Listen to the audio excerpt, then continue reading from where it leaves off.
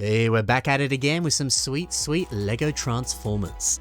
And today we've got 5, count them, 5 creations that all transform. Let's get you some inspiration as we take a look at these engineering marvels. We begin with Blitzwing by Plastic CRK. I want to kick this off with a look at the source material and the creation itself. Because just look at this, man! There is a stunning level of realism to this movie version of Blitzwing. Tons of small, intricate bolts, pistons, beams, whatever. All of that stuff has been recreated to a T. I mean, just check out the details here. From minifigure skateboards to robotic supports, even the thinnest lines of red. Wow. And red, light bluish gray, and that gorgeous, gorgeous hint of sand blue. That's what I'm talking about, man. That looks so nice. I love sand blue so much. It's a shame that we just don't see it all that much. It's still around, it still pops up every now and then, but not enough. And it's never looked better right here. But yeah, okay, all of this transforms into this. It really is mind-blowing that all those details we were talking about before, well, all of that is still here. And all of that doesn't affect the transformation itself. You'd think having to place so many different small pieces into such confined spaces, you think that would get in the way of the limbs. You think that would make it impossible for things to move and twist and turn. You'd think that transformation wouldn't be possible with that insane level of detail. Well, not so. I don't know, I think that's just so impressive. And something else that's a bit fascinating. All of that sand blue we were talking about before, all of that disappears. The transformation has none whatsoever. And I like that. It's a bit of a hidden surprise when you transform it. It's a nice little bonus, you know? And let me finish up here with a close-up of Blitzwing's face. Great touch to include some of these minifigure blasters for some mouth details. It just works. It just feels right. And then minifigure hands in red. That's just such a nice way to get that subtle, piercing, evil eye. Now this slaps, dude. What a good transformer. But up next, we got a Bionicle-focused transformer. Oh, I like to see that. This is Escavator by Sayano, Royaku. Let's start off with a look at the vehicle mode. It's amazing how all of these different CCBS armor shells and bones, well, they merge together to create these very realistic shapes. Yeah, the cockpit, the bulked up yellow section on the back looking so sturdy and strong, and the treads. All of these different armor plates really look like the different segments and sections that you would find on treads. I don't know, I just don't think I've ever seen CCBS armor looking this crisp and clean. And for the most part, that's all that this is. Just CCBS. Wow. But how does it transform? Well, a little something like this. The cockpit folds down, the scoop becomes a bit of shoulder armor. I like that. Bulky and strong looking, it works. He's also got a big blaster. Yeah, nice, eh? The feet, yeah, they're pretty interesting. Little CCBS armor shell on the front, big one on the back. Looks like he's wearing some big, hefty, like, combat boots. Big work boots, you know? It's a pretty simple but very effective design. Yeah, see, this is the power of CCBS. The armor shells, the bones, just using those, you can make frickin' anything. Over to the amazing Dinobots, and this is Snarl. This is made by the very talented Alan Yappy 78. Okay, there's many different versions of the Dinobots. This is one version of Snarl as a toy. But let me show you what he looks like as a pretty good LEGO mock. Here's that Stegosaurus, and dang, dude! The brilliant gradient of color, the hints of blue and black that offset the brighter colors, or the use of some wedge plate pieces here to really effectively form the armor plating on the back of a Stegosaurus. If you want some of these pieces, they appear in, I don't know, like a poly bag like this. They look good as flowers. They look even better right here. I don't know, everything about this is just perfection. So many blocky, chunky shapes, but there's still a wonderful organic smoothness about them. The perfect balance of organic and robotic. It's no wonder that Bionicle and Transformers are always a perfect combination. Although this isn't really Bionicle, it's more system Lego bricks, but still, it's kind of the same thing. But okay, if you like this, check out the robot mode, because it's even better. The model boasts a stunning range of posability and movement.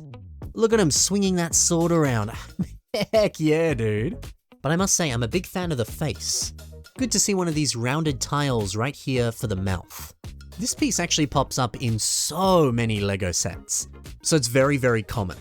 Thankfully, you probably have one of these in your collection right now, and if you don't, you can probably pick up a cheap poly bag like this, and then you'll have some.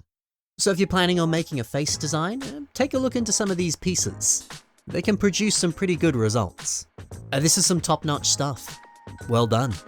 Taking it back to the Decepticons and some movie-era Transformers. Student Scissors shows us the brilliant Blackout. If you're unfamiliar with the character, here he is in his robot and vehicle mode, fresh out of the movies. Well, actually, the robot mode is from the movies. This helicopter here is the toy. Speaking of the toy, I had this toy as a kid, and I remember it came with that little itty-bitty Scorponok right there. And you bet your sweet bippy that Student Scissors said, yes, I'm going to include that. And it looks great. Nice touch to use some of those gold Wolverine claws for the kind of feet on a scorpion. It's a nice part use. And I don't know, it's so charming to see Blackout in this smaller scale. I think it looks so good. But seeing him in sand blue, I don't know, maybe that would have been a little nicer. Because yeah, it is that little bit more accurate. But hey, sand blue, as cool as the color is and as much as I like it, it is a rarer color. You might struggle to find a whole bunch of pieces to play with to build something like this. It may have simply not been possible to build in sand blue. Thankfully, light bluish grey looks just as good. And unfortunately, sometimes you just gotta make that compromise if you can't build it in that right color. That's just how it is. That's just how it is. Great to see some mixel joints on the arms right here. Those mixel joints, man, so good, such helpful pieces. If you're building any humanoid character, I recommend you grab some. They're good. And yes, the vehicle mode. This is so clean, so realistic. What a transformation. But yeah, you might notice some of these hinge pieces right here. Of course, pieces like this would allow the different sections to fold out so that it can become the robot mode. But what I like about this is that little lip. It kind of implies the fact that the doors on the side of the helicopter might open. And I think that's clever. I think stuff like this is what makes this a really, really good transformer. If you can take any of the cracks, the crevices, the areas that bend and flex, the stuff that you're gonna see because it needs to be there so that it can actually transform. If you can take those transformation points, for lack of a better word, and you can actually make it look like something that you would expect to see on the actual transformed vehicle mode, well then you've got yourself an actual robot in disguise. Any little hint that exposes that this might be a transformer, the gaps, the crevices, the stuff I was talking about before, it's gonna give it away. But if you can make it seem like that vehicle does not transform at all, then that's something special. And that's exactly what this does. I love it. I do love a good robot in disguise. Now, our last transformer. This is Night Fang by Brick Pharaoh. I love this robot mode. Orange and white, stunning. But hey, it's a pleasure to see Metis's mask on the face. Because that's a mask that just doesn't get the love that it deserves. It's such a good mask, but people don't use it. How good does it look here though? I think this might be your sign to take that mask and put it on your next mock. I want to see it. Now this dude poses really nicely. He's got some sick weapons, one of which is a very nice whip. The whip does, however, become the tail in this epic tiger form. Nice.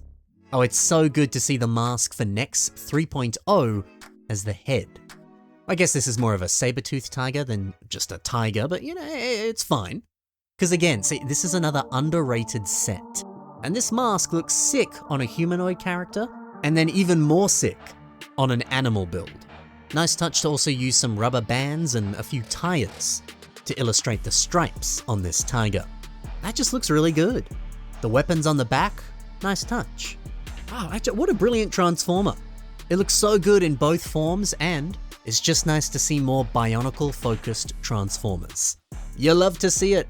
Well, okay. How good was that? 5 transformers that actually transform. Well done to all the builders in today's episode. And if you want to see even more from these builders, well, take a look at the links in the description below. There you can see their other work. But that's all for now, guys. Thank you so much for watching. Happy building, and bye for now.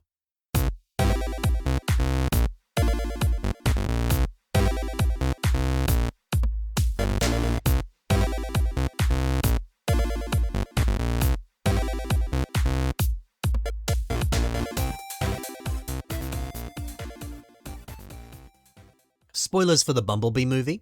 But were you like me? Did you watch the start of that movie and you're like, oh, it's Starscream, and then Bumblebee like freaking kills him and you're like, whoa? And then you realize later it was Blitzwing and you're like, different character, okay. Because I was sitting there and I was like, did they just kill Starscream? What?